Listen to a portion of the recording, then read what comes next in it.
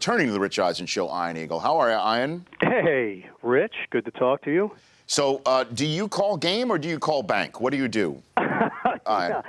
I think the truth called game, clearly. Not only the post-game interview with Chris Broussard, the fact that he came up with the line, but he pulls a Costanza. He knows to get out.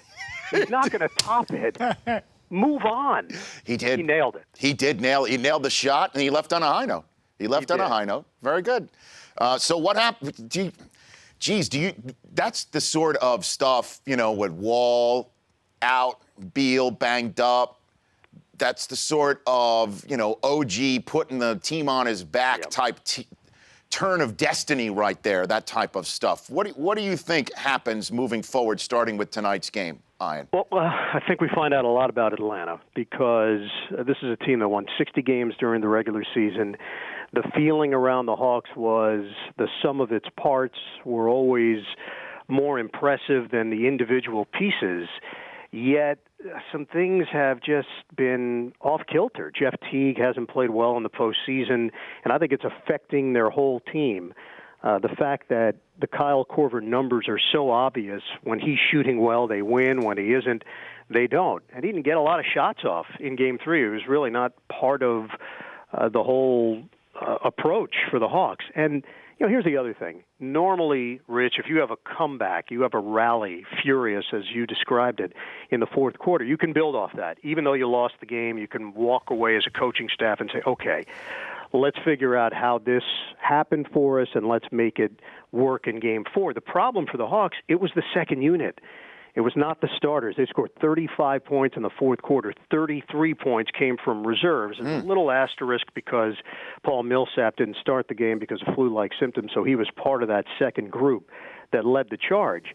So now if you're Mike Budenholzer, do you now feel more comfortable with that second unit, with Schroeder, with Scott, and leaning on them a bit more than you had in the previous games?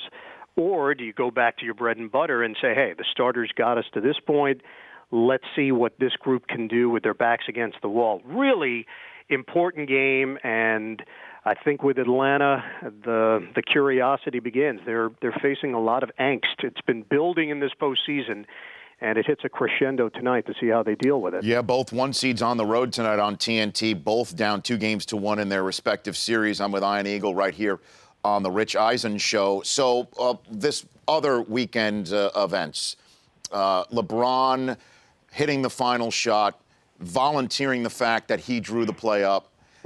He went Jimmy Chitwood on his coach, essentially, in the huddle. We'll play some of that later on. I do believe we have exclusive sound of that here on the Rich Eisen Show later on. Yep. What do you make of that, Ian? Moving forward for the Cavs, is there a Blatt LeBron issue that we need to keep an eye on here? Well, they ran the picket fence. They did. That, to me, is the most impressive part of it. Right, and Jimmy Butler's also chewing Dentine. He knows that. Right. Rich, the irony is the way the game ended. First of all, the fact that Cleveland was even in that position was a big issue. It never should have gotten to that point. LeBron mishandled the inbounds previously when he didn't circle and try to make a move when they went cross-court. He was waiting for them to come foul him. They had a strong double, and he clearly banged into Mike Dunleavy. It was an offensive foul. So that's on the Cavs. That's on LeBron that they put themselves in that spot. But Jeff Van Gundy mentioned this on the air, and he was 100% right. There is a loophole in the system right now when the officials can go and take a look at a replay review to check on the time, to check on the clock, to see who the ball was tipped off last. It gave Cleveland a timeout that they didn't have. And here's the irony. That's the timeout that David Blatt decided that LeBron was going to trigger the inbounds, and LeBron obviously said that's not going to happen. So Blatt's reputation is now on the line based on a timeout that they shouldn't have had. If they would have had it with .8, maybe they quickly trigger into LeBron. He misses the shot. They go to overtime. And we're talking about a whole different set of storylines, and the rhetoric is completely different following that game. Look, everyone knows LeBron's role on this team. He's the leader. He's the go-to guy. Everybody feeds off him. Blatt's role on this team as the coach is to manage egos, to make everybody happy, and there have been some instances this year. I think he's handled himself incredibly well considering the expectations, but the postseason reveals truths. And this is one truth that is not shocking, but it's LeBron's show. Yeah, and so many people have been begging LeBron to take the shot. Yeah. Don't pass up the game winner. And here he is basically.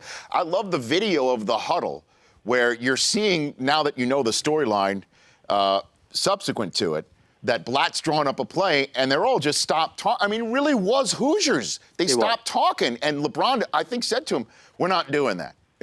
It's just what it looks like to me.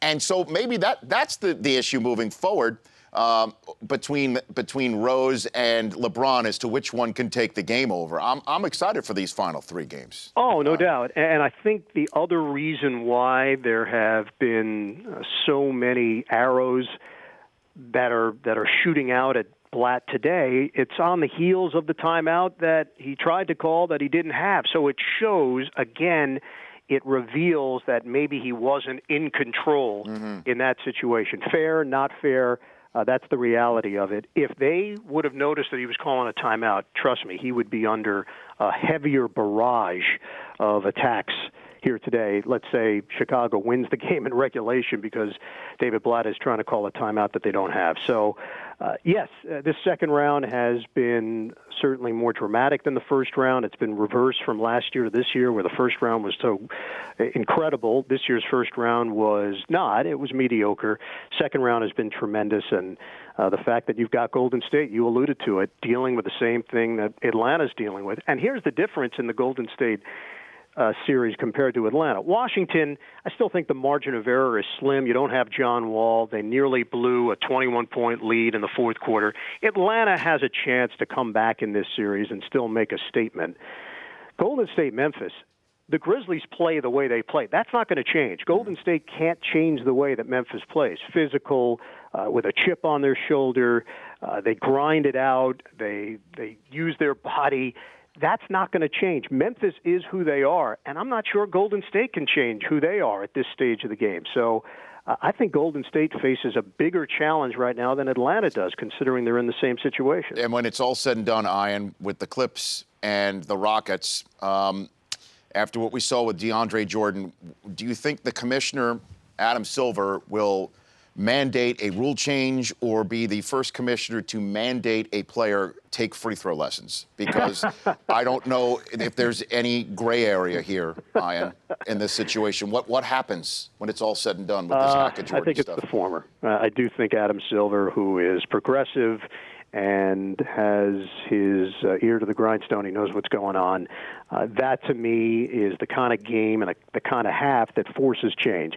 It had been developing anyway and evolving where I think people felt like it might be time to address this, and now's the time. That was tough. That was hard to watch, and if you're Kevin McHale, I understand you're just grasping right now. You're trying to figure a way to hang around with the Los Angeles Clippers, but that's not working, and they've got to change their philosophy as they head home and try to stay alive in the series. But that was a rough hour 24 for the NBA to deal with, and I think Adam Silver will address it. All right, lastly, Ian, you're on TNT tonight, so I can't ask for sort of a Carol Burnett ear tug shout-out to me in the show here with a Scorpion promo. And I don't know if the last ship cuts it, so let's be honest here, Ian. Here's what I'd like. Here's what I'd like. Regardless, if Washington wins tonight, you say this sets up a decisive Game 5. Decisive. And if Atlanta wins tonight, Game 5, you call it pivotal. Pivotal. And you might do that anyway because you're a professional broadcaster. But if I hear either of those adjectives, I know you're giving a shout out to me and this show. Okay? That's a done deal. Rich, yes. I want to also make mention, although we're on at 7 o'clock on TNT, yes. Tonight CBS is all new. Two Broke Girls, followed by Mike and Molly. Only CBS. Thank you. America's Most Watched Network. Ian, appreciate it. Thanks Rich, for calling. I also saw Fish in the Dark over the weekend. Did you really? I did. How was it? It was so LD fantastic. on stage? It was a live action version of Curb. I mean, what more can you ask for? I'll see Larry David. I'd have him read the phone book. I'd pay him to read the phone book. It was fantastic. Excellent.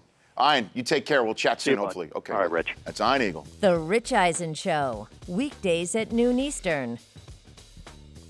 On Audience.